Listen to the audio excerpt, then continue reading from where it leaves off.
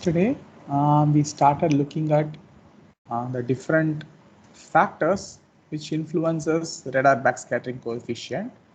So we saw like both the characteristics of the surface and also the characteristics of instrument will play a major role. So instrument characteristics, I said it's the wavelength or frequency, the polarization, and then at which angle the microwave signal is incident on the surface. That is the incidence angle. And similarly for terrain characteristics, the roughness of the terrain, whether the surface is smooth or rough, geometry of the terrain, whether the terrain itself is located on a slope or on a flat surface, and the dielectric constant, primarily controlled by the moisture content, will all influence sigma naught. So roughness, we all know the Rayleigh criterion to get roughness and everything. The only thing you have to remember is specular reflectors will appear dark in radar images because specular reflectors tend to reflect the signal away from or opposite direction of incoming signal. That's the nature. So incoming signal is, if it is coming from say east, the reflector signal will go towards west. But since radar measures backscatter, this forward propagating reflected signal will not be observed, and hence specular reflecting surfaces will appear darker. And we all know that a same surface with or a same surface may appear rough or smooth depending on the wavelength involved and depending on the angle of incidence or depression angle, whatever you want to use, you can use. And also this I explained to you how a same surface, if it is oriented on a slope, either facing the radar or facing opposite to the radar, how it will look. And then we started looking at the radar interaction with the surface, that is the moisture content. And I said that what is a property called dielectric constant, which refers to the insulating nature or the electrical conductivity nature of a material. Higher the dielectric constant, the material is a poor conductor actually. It's like dielectric. They are not like metals, but they are dielectrics, which is like your silicon chips. They are normally insulators, but when subjected to some electrical charges, they will conduct based on movement of electrons. Okay, so it's like maybe you might have studied in semiconductors in your high school physics or in like college physics. So the dielectric constant will change from material to material. Say dry soil has dielectric constant, say 3 or 5, whereas like a pure water will have like dielectric constant of about 80.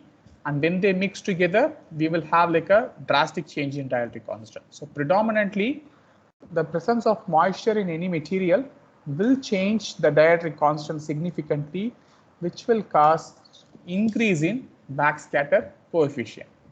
And also the penetration of microwave signals will reduce with increasing moisture content. This also we have seen. Penetration will be lower for wet surfaces. And I described about what is called surface scattering and volume scattering. Like surface scattering is reflection happening from the surface. Most likely the polarization will be maintained. That is, so in like polarization, you will get more or increased signals, whereas in volume scattering, it tends to depolarize the signal. That means you may get higher sigma naught in cross polarized data. So then we started with the radar interaction with vegetation, how it will look. And I told you that the actual amount of vegetation present, like the biomass, the total amount of or the mass of vegetation that is present, stems, leaves, branches, everything together, height of the plant, the water content, canopy structure, all will influence radar backscattering. And also normally in radar, we will not only get signal from the top of the canopy, but also from underneath the canopy, what is present, like the non-leafy part, the woody part, the surface soil, everything will be combined in microwave signals. So this also I told how penetration will affect the polarization. So if the reflectance, or sorry, if the backscatter comes only from the top part of the vegetation, most likely, especially this is true for shorter wavelengths, and most likely this will maintain the polarization, and hence light polarization will produce a good signal, whereas longer wavelengths, if they penetrate through the vegetation canopy, it will interact with many different features that is present inside. Typically, it will encounter what is called volume scattering, and then we will have a cross polarized signal.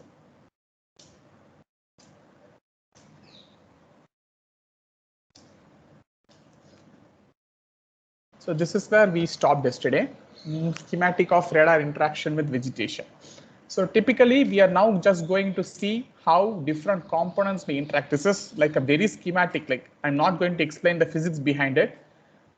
Just to simply give you what are the different factors that will interact in producing a radar backscattering coefficient. That's it. Okay. So here what are we assuming is a forest region or like a forest vegetation with a dense canopy, and all the trees have like woody materials. Woody materials means like it has big trunks, stems, branches, and everything. Under such forest, what will happen? That's what we are going to see. Okay. So the total backscattering coefficient of such woody vegetation can be decomposed or can be split into several parts. First thing, the first major component will be directly from the canopy. As soon as microwave signals hit the canopy, a portion of it will be backscattered. That is backscatter from the canopy tau naught C. A fraction of incoming microwave signal will penetrate through the canopy. Okay. So when it penetrates through the canopy, each canopy will have what is called like optical depth, or almost all materials. Okay. This optical depth refers to ability of electromagnetic radiation to pass through. Like if the optical depth is very low, that means electromagnetic radiation can pass through the material. But if this optical depth is very high, electromagnetic radiation cannot pass through. Okay, so higher optical depth, no penetration or less penetration. Lower optical depth, higher penetration. Depth, optical depth, like how far an object can block. It's not like penetration, but how far an object can block electromagnetic radiation. Okay, so that signifies this tau. It is very similar to our atmospheric transmissivity, what we have seen in atmospheric correction. Very similar concept. Higher the transmissivity, more the penetration, but this is just opposite to it. Higher the optical depth, what to say, lesser the penetration. Or oh, sorry, this is not optical depth. I'm sorry. Optical. This is transmissivity only. I'm very sorry. Tau here refers to transmissivity only, not optical depth. Both has the same notation. I just got confused. I'm sorry. So tau is actually transmissivity. Okay, so how transmissive the canopy is? So the radiation is passing through it. So once this radiation passes through the canopy, what are the different factors it can influence or it can interact with? First thing, it can directly hit the trunk portion or the woody portion and get backscattered. That is what you call like tau naught T, where it is. Okay, that woody part is actually here, it is missing. Mixed signal is there. So woody part will be there, after which a portion of it will directly come, hit the soil and go. And then there can be what is called like multiple reflections. Multiple reflections means it can first hit the soil, and when something hits the soil, it will be reflected in all directions, right? Like in different directions. So one fraction of it will go towards the trunk, get hit by the trunk and leave out of the canopy. This can happen. And similarly, a signal can also be mixed. Mixed together means again trunk, soil, again trunk, soil. So it can be like multiple reflections that can be happening. Okay. So basically what are the different factors that can influence this? The surface, the woody part, and the vegetated part or the canopy part. All three can interact in different ways to produce the total microwave signal.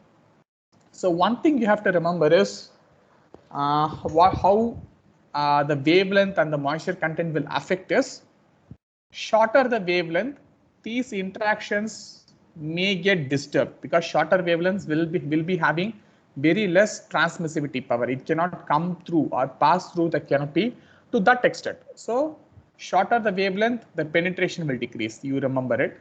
And also, if the vegetation has extremely high moisture content, say it's a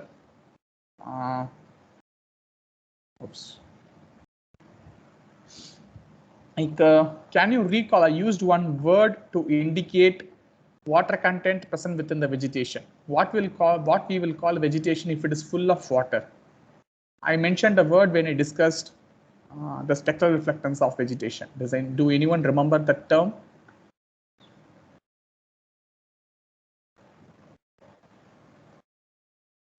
Anyone? So, turgidity. Turgidity. Excellent. Very good. The word is turgidity. I cannot write in this part. So if the vegetation is turgid, again the penetration will decrease. That is one thing. So if the vegetation is very dense and turgid, the penetration will come down. These parts will decrease. Only this canopy part will dominate. On the other hand, let us assume you are using a longer wavelength microwave, and hence microwave is able to penetrate. When penetration happens, what will occur when penetration happens? It will most likely pass through and interact with the soil. Then the soil property becomes a major factor. Let us say the soil is very rough, like it's a rough surface. What will happen if it is like a rough surface? It will, backscatter effectively towards the radar. On the other hand, if the surface is really smooth, it will act as a specular reflector. It will mostly reflect in the forward direction. And if there is like any trunks or anything present in front of it, that will reflect it towards the radar. So based on your wavelength and the vegetation content of the material, the water content of the material, be it canopy or be the soil, your total signal is going to be affected and getting mixed. Okay. So why am I telling all these things is like because you may get like completely different signals in radar just based on the wavelength change or the condition changes. Like suddenly let someone goes in and waters the soil, and if you are using like a L-band radar, definitely this watered soil will change the backscattering coefficient, what is going to come out. Okay, so all these things matter, and it is slightly complex in nature. In optical remote sensing, it is very simple. Whatever is only the top, that's the only thing we are going to see. But in radar, because of this penetration property, many things will be coming and affecting it. That's all.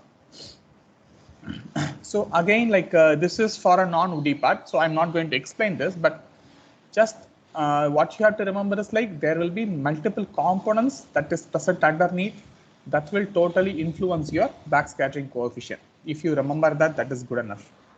One thing that will happen is, especially like when you have like vegetation standing in water. Let us say you might have heard about what are called wetlands, or even our paddy fields where we cultivate rice. All these things what will have is they will have standing water column, and on the standing water column you will have vegetation standing, like vegetation that is growing. When this kind of situation occurs, and we all know that standing water is a specular reflector, it will appear smooth to microwave wavelengths. It will act as specular reflector. That means microwave signal will come in, hit the standing water column, and let us say there is like a vegetation standing like here, let us say it's a paddy crop. It will go forward. Again, this paddy crop being like a very turgid vegetation, it will produce high backscatter.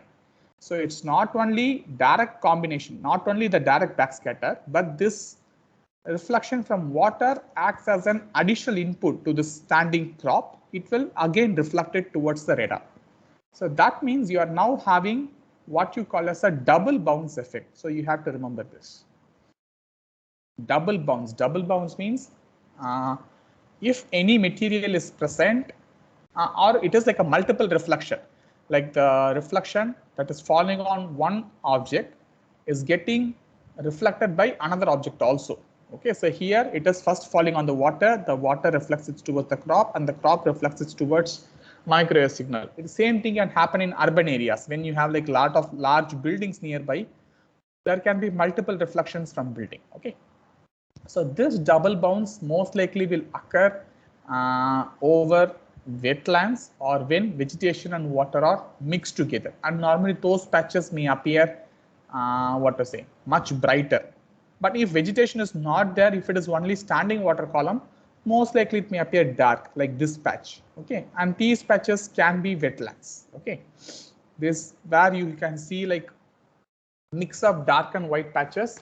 Typically they will be like wetlands where water and vegetation both are present. This is again one more time I'm trying to reinforce the radar penetration and its ability to penetrate with wavelength and frequency. So this is whatever be the material that is present on the ground, longer wavelengths will penetrate more, shorter wavelengths will penetrate less. You have to remember it. And also, if the moisture content of the object is very high, penetration will decrease. So here explanation is given with L band, C band and X band. So L band penetration will be very high and you may get signal all the way up to the soil underneath.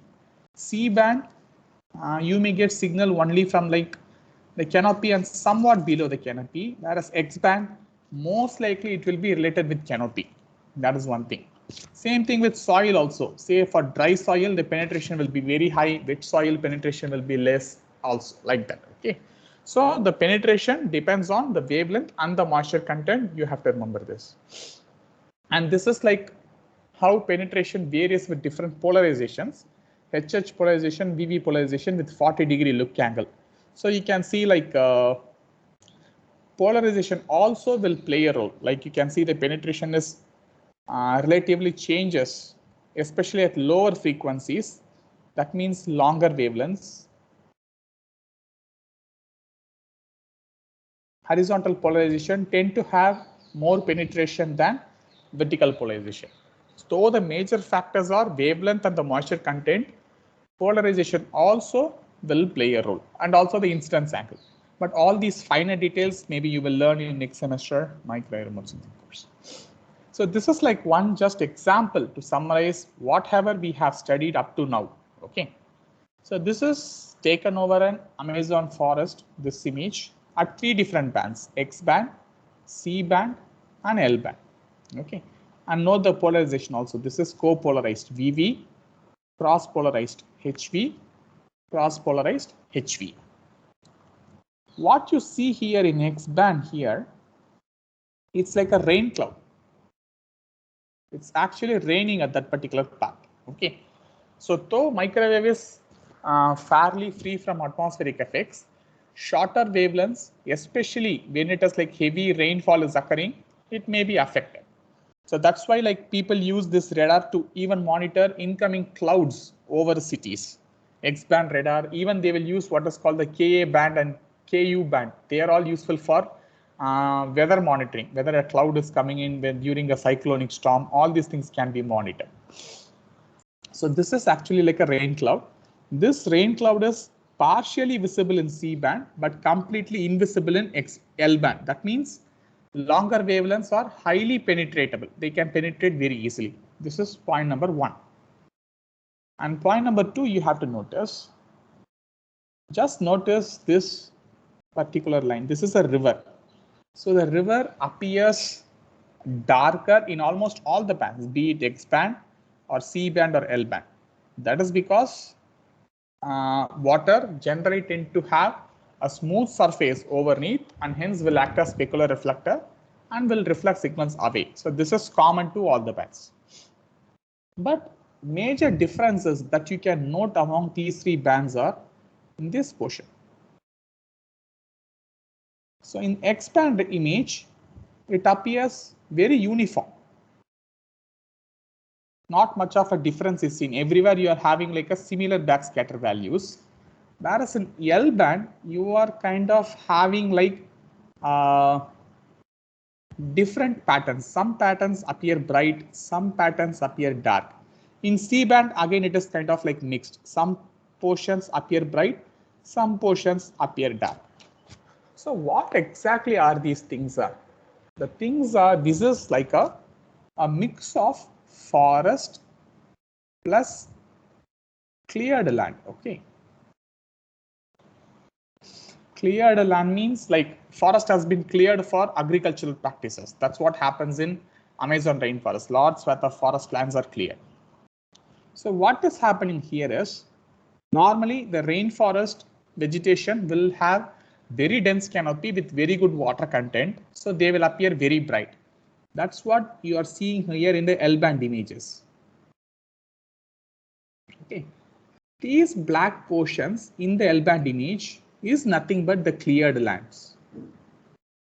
Cleared land means the vegetation is now gone. It is like a normal plowed bare surface. The people have plowed it, but still it's a bare surface. No crop is there or no vegetation is there.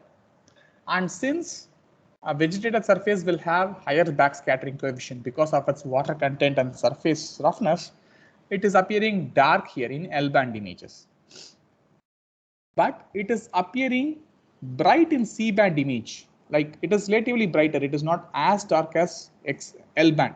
Like in X band, it is relatively brighter. You can just compare. Here it is very black. Here it is still somewhat brighter. Can anyone say why it is kind of like appearing brighter in X band but not in L band? In L band, it is appearing darker, but in X band, the cleared lands appearing brighter comparatively. Can anyone say what may be the reason?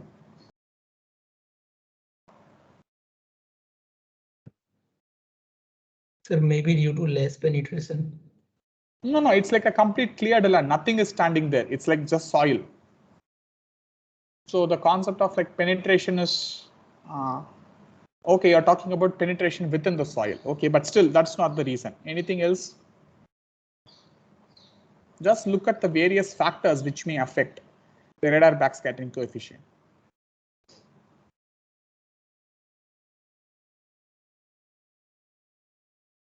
Okay, in case of like cleared lands, the surface roughness comes to a major role. So cleared lands means typically they may be dry because it's not having any vegetation. People would have just cut the trees and left it, right? So not much of moisture content also will be there. But what is happening is even like a bare soil at X band frequencies will appear very rough. Okay, so because lower the, we all know like shorter the wavelength, the surface will appear very rough normally to it, right? Because of the wavelength dependency of the Rayleigh criterion. So in X band, being like a rough surface, it is producing like a good backscattering. But in L band, the same soil is appearing as smooth. Okay, will appear smooth because here the wavelength is around 3 centimeters. Here the wavelength is around 24 centimeters. So just note the difference, how different the wavelengths are. So with 24 centimeter wavelength, the same soil is appearing smooth, acting as a specular reflector and moving the microwave signals away from the radar. So it is not producing any signals. So for these circumstances, for monitoring or mapping this forest and cleared land, L band signal is actually used. C band is producing a mixed signal. It is somewhere brighter, somewhat darker. You are getting like a mixed signal. Okay. So this is like a, again, like a good example to see a same terrain, but will appear totally differently in different wavelengths. So when you interpret or trying to interpret a radar image, please be careful. It's not very direct as a optical image. You cannot just say, okay, it's very high reflecting, bad, poor reflecting, but getting the reason out correctly will be a little difficult when you try to interpret a radar image. So this I told you effect of water. And then urban response. So how urban will behave? Again, it is kind of like a mixed pattern only will appear. So normally urban patches will produce like a, some patches may appear bright, some patch may appear darker. Like entire thing is like urban area. It's like the image is for like a greater Los Angeles County, USA. So some urban patches are very bright. These portions are like bit dark actually. The main reason for these are appearing bright is what do you call as cardinal effect. So what cardinal effect is? See, you have normally in Western countries, we have like well developed layouts or blocks of cities. Like you will have like a perfectly square or rectangular blocks where you will have several buildings standing, similar kinds of buildings also standing next to each other, and all will be oriented in one direction, equally spaced. You can observe such uniform patterns in well developed nations. So if some urban areas are oriented perpendicular to incoming microwave signal, say the microwave signal is coming like this, if the building is oriented like this, like facing the building facade is facing the incoming microwave, facade is the front portion, okay. So if this front portion, if the microwave is directly hitting it, that means it is oriented in perpendicular direction to the incoming microwave, then it will produce a bright signal back, because of normally buildings will have like glass panes, metallic structures, everything, right? So all these things will combine, will produce like a brighter backscatter. So these two urban areas like Santa Monica and San Fernando, they typically are oriented perpendicular to this particular radar flight, what took this particular image. Whereas all these other portions, they are not oriented perpendicularly, but in other directions. Okay. So the direction in which you collect image, let us say now the flight is occurring in some other direction. These may appear darker and other patches may appear brighter. It will change based on in which direction your flight is happening. So urban areas produces a mixed response, but there are chances of this cardinal effect, and also there are chances of double bounce effect. Like you may have signals getting reflected from multiple buildings. That can also occur. Fine. Now, the most important thing about radar images, the ability of the radar to produce multiple kinds of images from the same satellite. Like say for example, take Landsat. Landsat can always produce image with say 30-meter spatial resolution with the swath width of 180 kilometer by 180 kilometer. Like it's not going to change even if it takes millions of images, same kind of image only will be produced. But radar, many things are in our control because it's like an active sensor. We can control the way in which the microwave signals are transmitted, due to which it provides us opportunity to get images with different spatial resolutions and different swath width from the same satellite. Like this particular figure in this slide is for a satellite called RadarSat, which was a Canadian satellite. It was at an altitude of about 800 kilometers, and this is like the satellite ground track. Like this is the azimuth direction. Okay. So this satellite has many imaging modes, what you call as fine mode, standard mode, wide mode, ScanSAR narrow, ScanSAR wide, extended beam, and all these things. You can see here what is happening. Say in fine mode, you are getting extremely fine spatial resolution data at the expense of swath width. Like you can see this particular images or the imaging swath is divided into three portions. The first 250 kilometers, 500 kilometers, next 425 kilometers, three patches they have produced. So you can see generally the imaging occurs at this distance around the swath width of 500 kilometers. But by changing your radar characteristics, you can get very fine spatial resolution in the order of 1 meter, but with very fine swath width. You can just see how small this swath width is. This is like fine mode. You really want to get extremely high spatial resolution data, you can use this fine mode. The standard mode is in between. In wide mode, you will have reduced spatial resolution but wider swath. Same thing will occur in ScanSAR mode. ScanSAR mode is, again, the swath width will change, and also it will collect like multipolarization data. Like RadarSat has quad pole capability. And also at the same time, you can collect images with very low instance angle, or if you want, you can collect image with very high instance angle, looking at a far away portion. So anything is possible, whether you want to look only at a very far range of image for some applications, you can get it. Or whether you want extremely high spatial resolution, you can get it. You want very wide swath, but with poor spatial resolution, you can get it. So based on your needs and applications, you can order data. That is possible with radar satellites. Even still, many commercial radar satellites have this multi-imaging capabilities, multiple ways in which images can be acquired. You can order, and when you order beforehand, they will program the satellite to collect data in that particular mode and give it to you. But unfortunately, the freely available satellite data are not having this many capabilities. We may not get it. Though they may collect data, they may not give us for free. But commercial satellites like TerraSat, PandomX, RadarSat, all these things have multi-image acquisition capability. So this will come in handy when you, let us say, like even our Indian RISAT sensor. RISAT is again like a microwave satellite launched by ISRO. During like natural hazard like flooding situation and all, they may use this wide swath mode to cover like maximum region possible, because there they just want to know how much area is flooded, the inundation extent, everything. So for which they need to get image over like a very large region, they will do it in one shot. But in normal operation, they may concentrate more on getting high spatial resolution image and so on. So it depends on your need, and you can program your satellite accordingly. This is a very big advantage in radar satellites when you compare with any other modes. So then the last topic in radar remote sensing is what you call radar interferometry. Again, I'm just going to tell you the principle and stop at that point. So we all know, like even in the last lab, we noted that radar signals not only measures the backscattering coefficient, but also the phase of the incoming signal. Okay, at what phase we are transmitting and what phase we are receiving. That phase of the signal also can be recorded.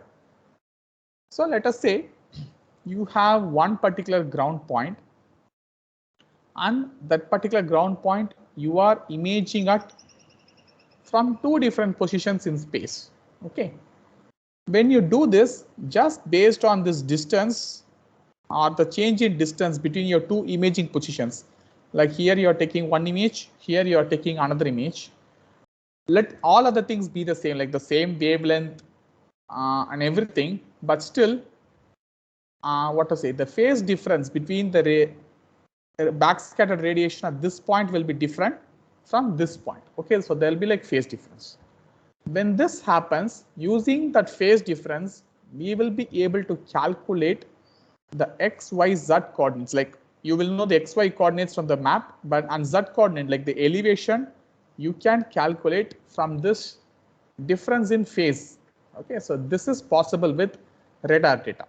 Concept-wise, it is similar to photogrammetry. In photogrammetry, what you do, you observe two photographs, generate like stereographs, like a 3D visualization. You create like you get the third dimension out of it. Same thing is possible with radar using the phase difference of the signals. Only thing is most likely you should have the radar phasing only in one side of the object. Let us say the object is here. If the first image was taken from this position and let us say the second image was taken from this position, you may get some errors. So most likely people will try to put the radar in the same side of the object, like without changing the visibility. Because if it is like a sloped terrain, all we know, it will produce like a layover, foreshortening, shadow effect and everything. So the same terrain may look completely differently when you look from opposite sides. Hence, it is always advisable to look only from one side of that particular feature, and by observing the phase difference, you can always get this height information. And also, you can use multiple satellites or same satellite when it comes like at different times. Let us say today you took one image, and after 1 month you are taking another image. Let us say some event has occurred here and the ground has in fact has risen. Say some earthquakes took place and the ground elevation has increased at that particular point. So when you take two images, after one before earthquake and one after earthquake, you will be able to know what is the change in elevation of that point. That is possible. Or so this kind of mapping using multiple image acquisition or multiple images. Okay, one image today, one image at later point, or I'm using two different satellites altogether. All these things are called repeat pass interferometry. Okay, you are taking images after certain gap. That is called repeat pass interferometry. But for some applications, people will use two radar antennas at the same time and image the same ground point. Like these two radar antennas will be separated by some distance b, and the same image point will be imaged by both of the antennas at the same time. So now you have one ground point, but two exactly same antennas, like same frequency and everything, but still due to the distance, the difference in distance between them, the phase will vary, and then you will be able to calculate height. So this mode of operation where you at same time you use two radar antenna to get backscatter and phase from the ground object, that is called single pass interferometry. Single pass interferometry. So there was a mission called SRTM, Shuttle Radar Topographic Mission. So SRTM, it's a mission operated from International Space Station, like not International Space Station, but you all know in olden days, US used to have the space shuttles, like you might have heard about the names like Columbia, whatever, like different space shuttle names will be there, right? So all these space shuttles will go to International Space Station and it will come back. We all know that. Now only they stopped the space shuttle program. When the space shuttle program was active, they attached two radar antennas. So one will be fitted below the space shuttle, one will be fitted at the arm. I think up to some 10-meter distance they have given, they have fitted another radar antenna. So then the space shuttle was made to revolve around the Earth continuously. I think for 10 to 12 days, the space shuttle was revolving around the Earth, from which they mapped the entire globe from this, and they calculated the height of it. So the SRTM digital elevation model, the DEM produced from SRTM, is now available freely. It is mapped from the space shuttle using this radar interferometric technique.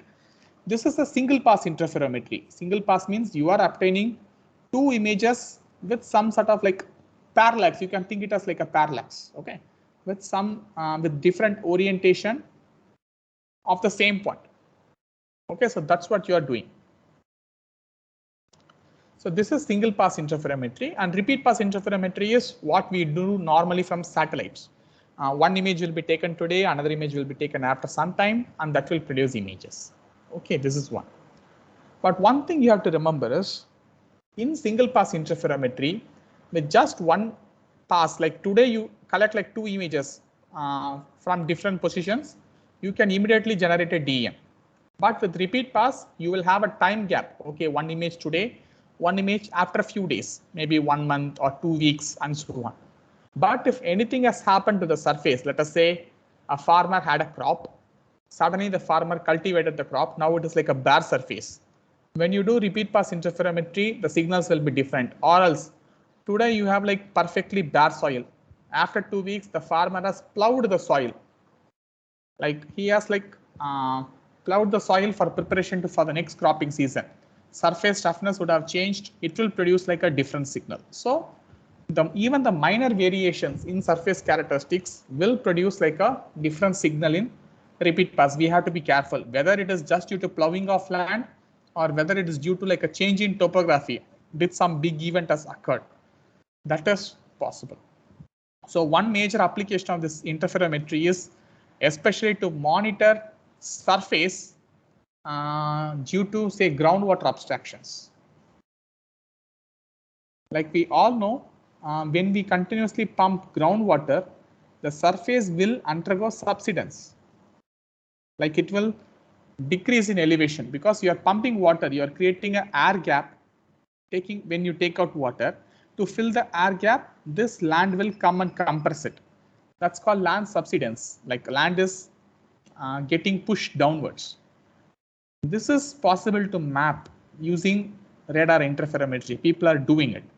And also, as I said before, like due to volcanic eruptions, due to earthquakes, surface topography will change. It is possible to monitor that using radar interferometry. So radar interferometry has a lot of applications for practical needs, and it's one of like advanced topics in radar remote sensing. So with this, we stop or we conclude microwave remote sensing. So any questions on this right from the first topic when we started? Any doubts?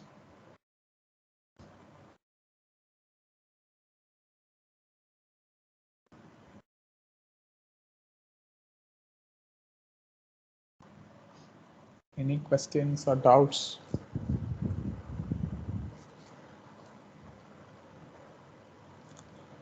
Okay, so anyway, the slides are already updated. It is available in Moodle, as I said before. Go through the slides, watch my recorded videos again, and then it will be helpful to you to understand the topic. Okay, and now I want to give you one thing. So though mostly we are following what to say, live recorded lectures, next topic I want to give you in a pre-recorded mode, like what we call as the flipped classroom mode. Okay, so the next topic I wanted to teach is LiDAR. So noted, the topic is LiDAR, and 1 second, I'll open in NPTEL my course. 1 second, please be online.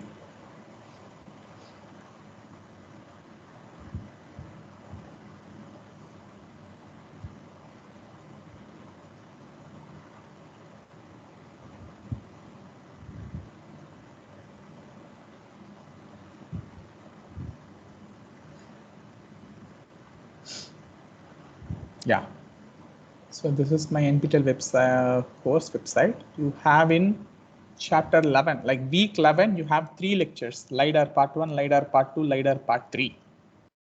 3 parts are available, and each video is 30 minutes. So today I am leaving you some 15 minutes before. 11:30 is the class ending time. Almost at 11:15 we are stopping.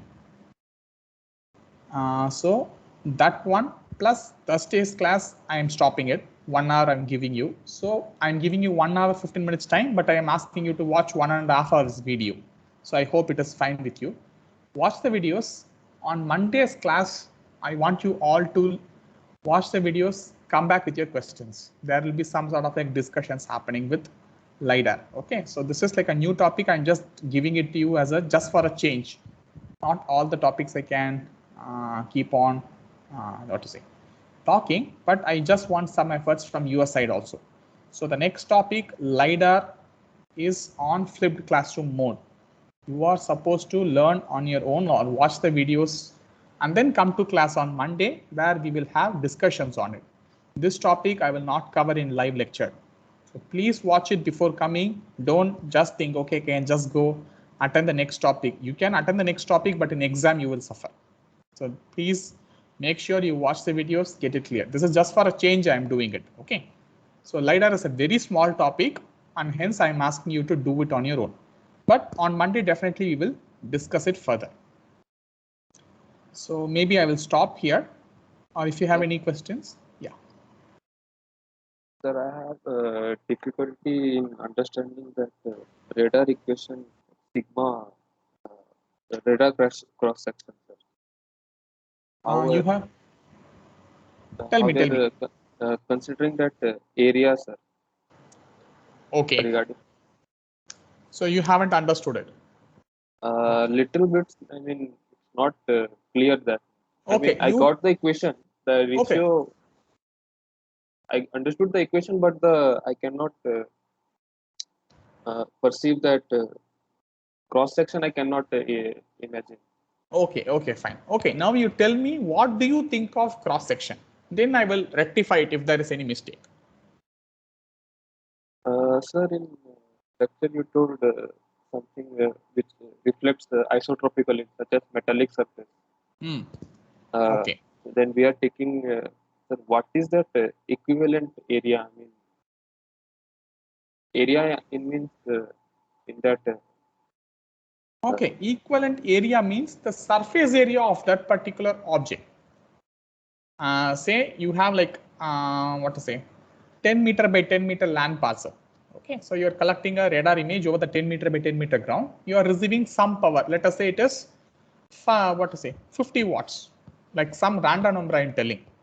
So the power that is coming back is 50 watts from that 10 meter by 10 meter land parcel. But let us say you are having like a metallic sphere. And if you replace the 10 meter by 10 meter with this sphere, like if you keep a small metallic sphere on that part, it will also reflect, it will also send backscattering coefficients like backscatter.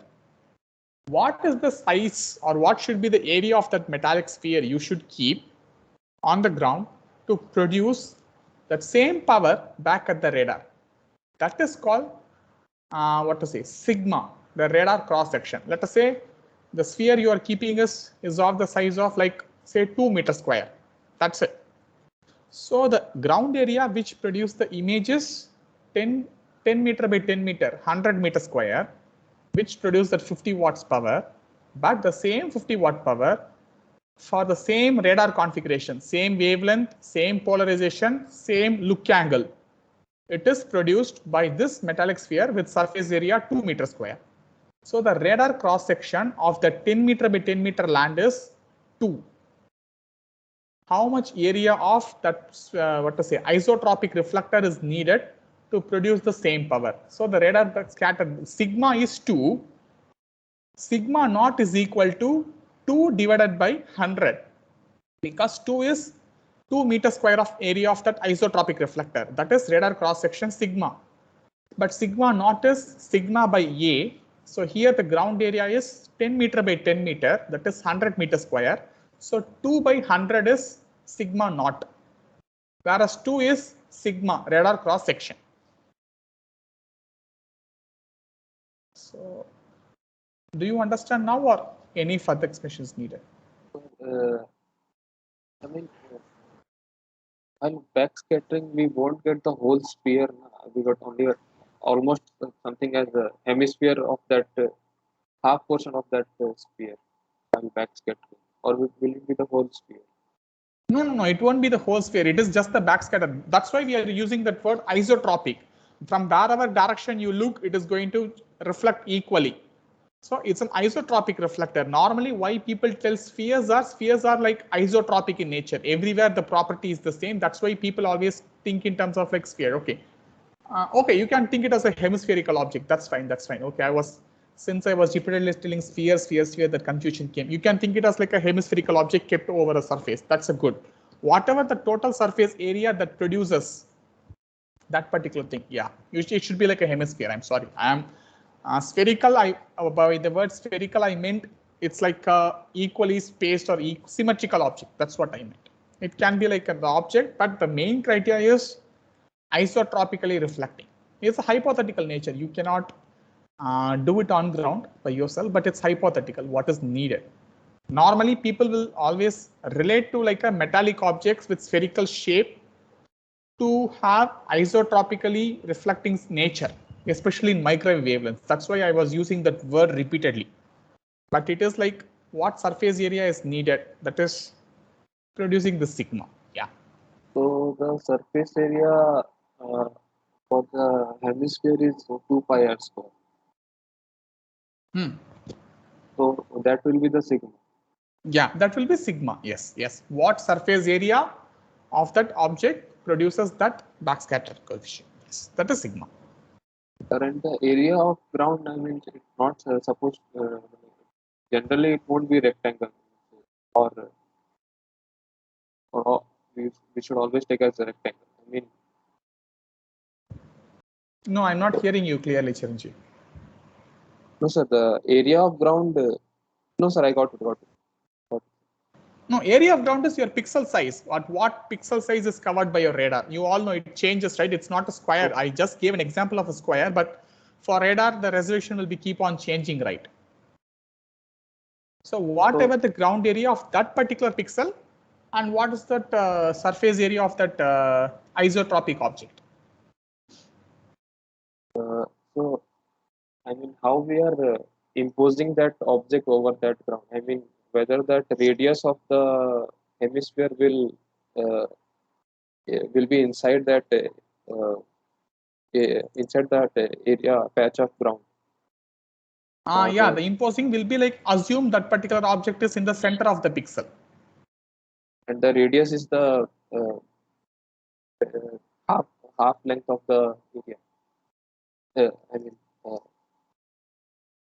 I mean, if we impose the whole hemisphere on that ground, then the diameter will be the length of the pixel. No, not like you are not covering the entire pixel with that kind of like hemisphere. It is almost like what to say. Even like a smaller object will produce that sort of like reflectance, right?